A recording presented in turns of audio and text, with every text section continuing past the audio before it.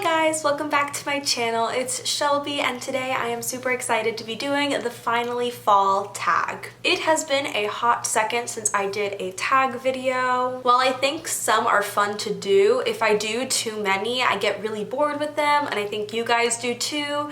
But when I saw Mary from Mary Among Stories do this Finally Fall tag, I know I also had to do it because it was just celebrating everything I love about the season. Just looking at my past videos, I think this might be my first tag of 2020, so congrats guys, we did it. Anyway, I'm not planning on tagging anyone specific for this tag. If you just love fall and think it might be a fun video to do, I encourage you to also do this tag. I also do not know the creator of this tag, so if you do, please be sure to let me know so I can give him, her, or them credit. But yeah, without further ado, let's start with this video. The first question in this tag is, in fall, the air is crisp and clear. Name a book with a vivid setting. For this question, I'm going to pick a book I actually have not finished reading yet, but from what I've read of it so far, it has such an incredibly vivid setting. I feel like I can imagine all the places that this author is talking about, and that would be The Vanishing Half by Brit Bennett. While this book takes place in a lot of different locations, one of the most vivid settings in this book is a little town called Mallard. This book tells the story about twin sisters who were inseparable growing up, who ended up living extremely different lives. It's about racial identity and humanity and family ties, and I'm only 8 chapters in, but the chapters are extremely long, so that's about halfway through the book.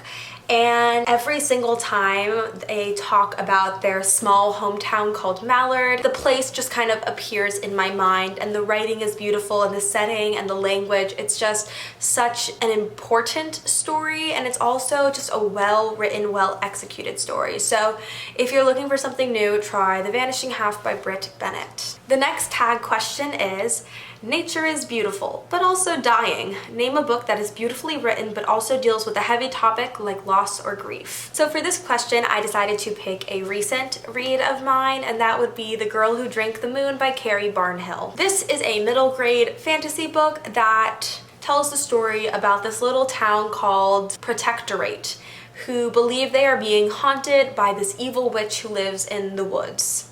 So every year they sacrifice the youngest baby to her in hopes that she'll leave the rest of them alone. But the witch in the woods isn't actually evil, and instead of hurting these children, she finds them happy families on the other side of the forest.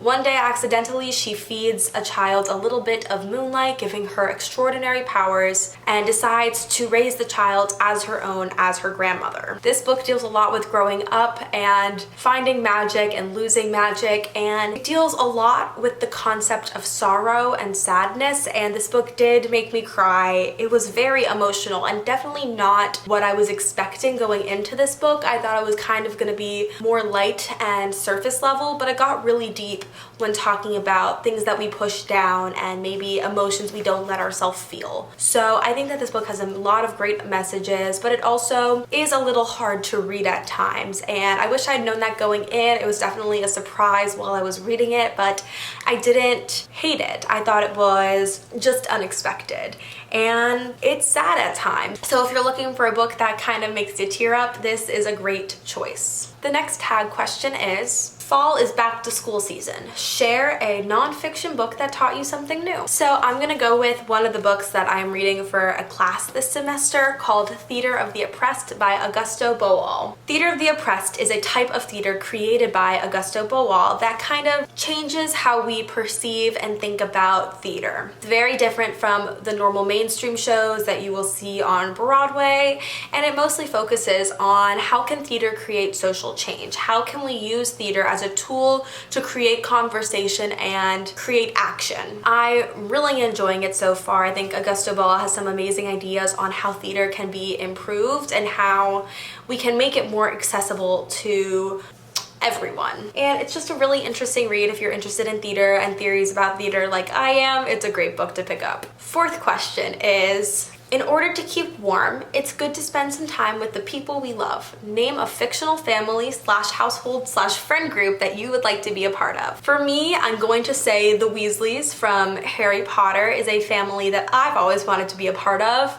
I don't think I'd look good as a ginger, but I'm willing to make that choice if I can just like slip in and be a Weasley. The Burrow has always just kind of seemed like this warm, welcoming, and inviting place, and I know that Harry Potter right now isn't the most welcoming fandom because of J.K. Rowling's comments, and I know it's unfair to ask people to try to separate the author from the work because a lot of people in the trans community used to think of Harry Potter as a safe place, but now don't. I do not agree with J.K. Rowling's comments. I do not condone them in any way.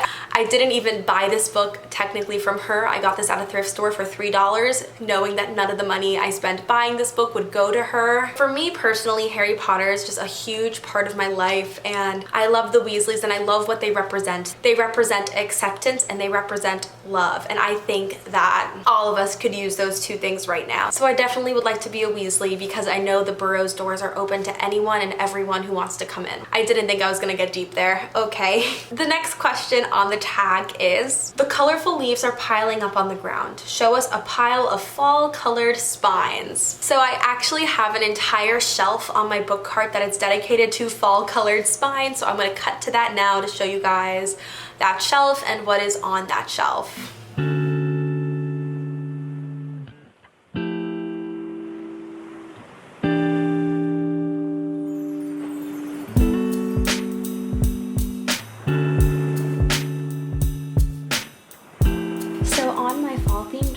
We have Capturing the Devil by Carrie Maniscalco. We have Star Daughter by Shweta Thakar. We have Unravel the Dawn by Elizabeth Lim.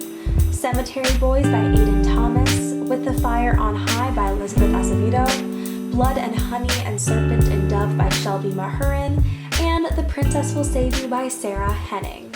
Next up we have Fall is the perfect time for some storytelling by the fireside. Share a book wherein somebody is telling a story. So one of my favorite books that kind of has that narration type of writing is Nevernight by Jay Kristoff. The narrator is so incredibly funny, and it's literally like he is talking to you, the reader, as he tells this story. There are different footnotes in the pages to explain further ideas, concepts, locations to you, and while the book is very dark at times, the narrator slash storyteller always tends to keep it light in a way, if that makes sense. Nevernight is about a girl named Mia Corvair who, when she was younger, her parents were killed and she was left an orphan, and she has been training her entire life to become an assassin in order to kill the people responsible. So it's a pretty dark book, definitely new adult, definitely some gory graphic scenes in there, but the narrator is just so funny and fun to read. He makes the book feel more comedic than it really should be, and I think it's a great example of a writer telling a story through a storyteller, if that makes sense. The nights are getting darker. Share a dark and creepy read. So I'm not a big, dark, creepy reader person. I am actually reading my first ever thriller this October, which I'm really excited for and also very nervous. But before that, the only kind of like creepy book I would say I have read is Stalking Jack the Ripper by Carrie Maniscalco, and I don't have the first book. I have the fourth book in the series, so I'm just gonna hold that up for now. But the book is about a girl named Audrey Rose Wadsworth who wants to become a forensic scientist, which it's not a common profession for women in the 1800s, but she is very strong-willed and takes lessons from her uncle, who is a forensic scientist, and helps him solve murders. As you can tell by the title of the first book, Stalking Jack the Ripper, the first mystery they're going to solve is Jack the Ripper. It is so incredibly funny, a little creepy and spooky at times. It's definitely some gross dead body scenes that you have to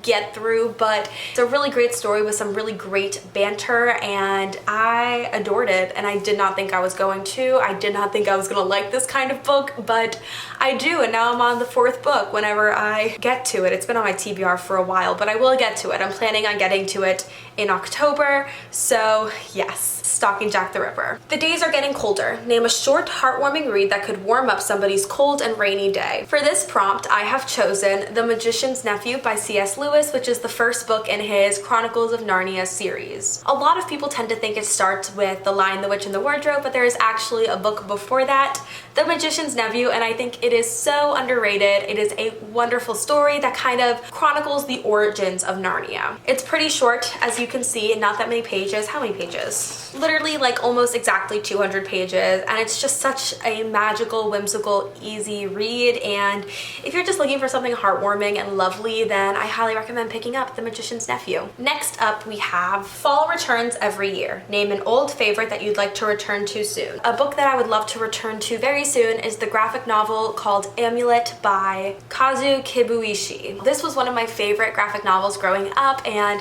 it was a little bit dark, a little bit creepy, but I just remember loving the idea of an old house and a secret world within that house. It was just very magical and very mysterious, and I loved all the characters. I loved that it was kind of a sibling story, so it was a brother and sister who go into this secret world inside their grandfather's old house to save their mother, and it's just beautifully drawn and beautifully written, and I would love, love, love to reread it very soon. The final question on this tag is, fall is the perfect time for cozy reading nights. Share your favorite cozy reading accessories. So I'm a simple girl who loves some pretty simple reading accessories. First off, you gotta have a cozy blanket. Next, you gotta have a nice warm candle to light. And finally, you gotta have a cozy tea mug to drink your favorite flavored tea. And these are my favorite reading accessories.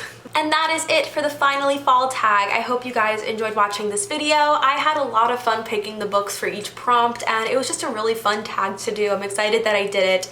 If you guys would like to do it, please be sure to let me know. I would love to watch your iterations of the Finally Fall tag. And that is it for this video. So if you guys liked it, don't forget to like, subscribe, and comment. Hit the notification bell to get updates on when I post. I post every single Monday, and I'll see you guys next time. Bye!